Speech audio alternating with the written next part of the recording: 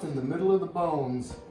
This stuff is pretty hard. It's really impossible to separate it from the bones at this stage. However, we're going to make a bone marrow butter out of this. It's full of nutrients and a lot of collagen. It's really quite good for you. It's pretty much fatty. You can put it on your steaks. You can spread it on a piece of toast. It's really delicious stuff. So we found these marrow bones at the farmer's market.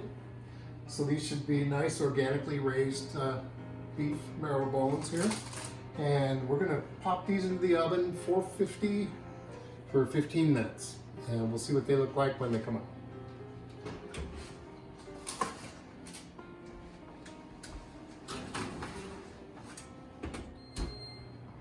Okay.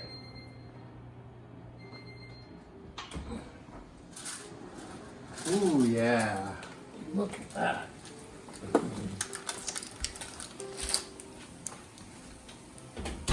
You can see that it's all softened now. It's come apart from the bone. It's going to be easy to get out of there. Look at that. Oh, yeah. Okay. All right. Yeah, that looks better. So these didn't look like they were really done. They were a little red inside. Now they really look done. What I was trying to avoid is getting all this, see how it's all melted all throughout the pan. But it's on the parchment paper, so we'll be able to collect that. So we're in good shape. So now we're gonna wait for this to cool and come back to it. Okay, we're getting the bone marrow out of here. You can see it's just nice fatty goo wads. This is gonna be so good. And then I'm gonna use these bones later for bone broth, so I'm just putting them right in the pot. Make a weird little, whoops, darn shadow. Make a gooey little sound. Yeah, see, this one's not quite so, that's bone. Not quite so easy to get into. We'll save that one for a minute.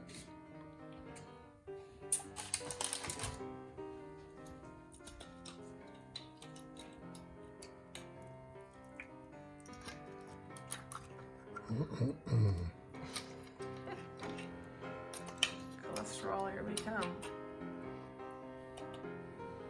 All right, so I put this in the refrigerator so it would kind of gel up a little bit. We're going to add a few thyme leaves just for some flavor here. Definitely some salt, Malden salt, and some pepper. And then we are just going to whip this up. Whip it good? Whip it good. Or not? Yeah.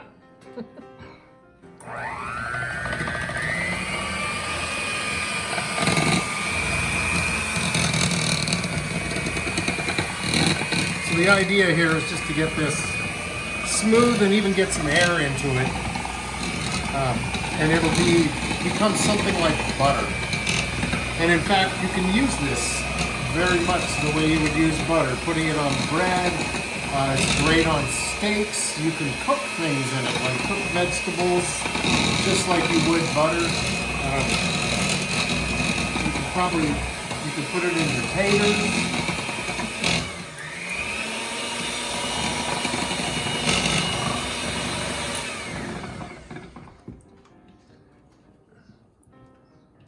It's getting there.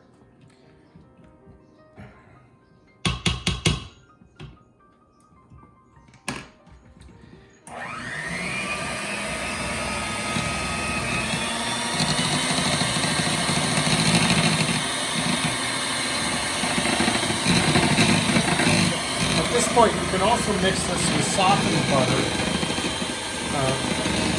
if you'd like to make a real a real buttery spread out of this. One suggestion is to mix it with butter, wrap it up in a roll in wax paper, and put it in the fridge or freezer, and then you just take slices off it when you want to use it.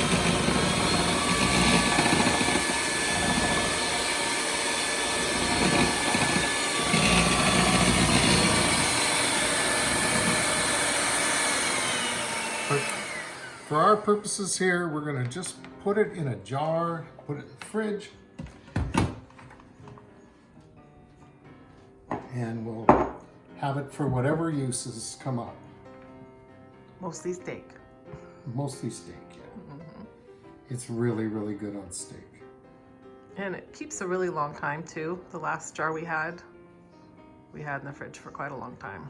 Wasn't even frozen.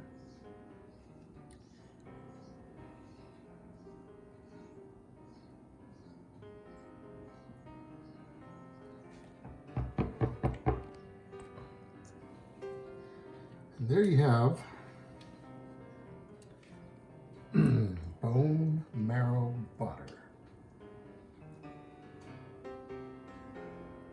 Or without the butter, it might just be whipped bone marrow,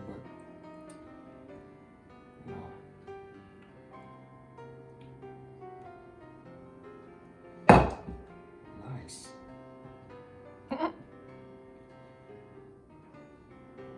You have people for that. Okay, there you go. Bone marrow butter. Thanks for watching Two Cooks in the Kitchen. We'll be back again next Tuesday with some other wonderful thing.